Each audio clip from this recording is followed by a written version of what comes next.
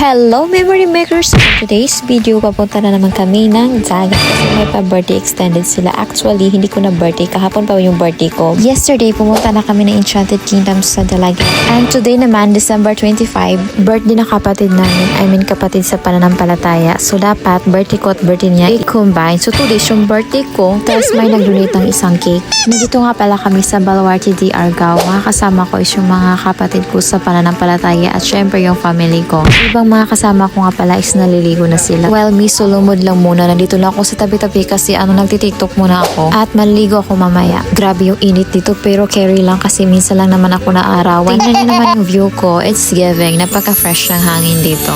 Pero tiis-tiis muna tayo sa init. And syempre, hindi natin makalimutan yung photoshoot. Dumating na pala yung ibang mga kasama namin. Tanaw na lang mo, be. Kapoy na kay voice over. Kapoy na si Tagalog. Kasabot maka mong Bisaya. Char. Di na ako mag voice over.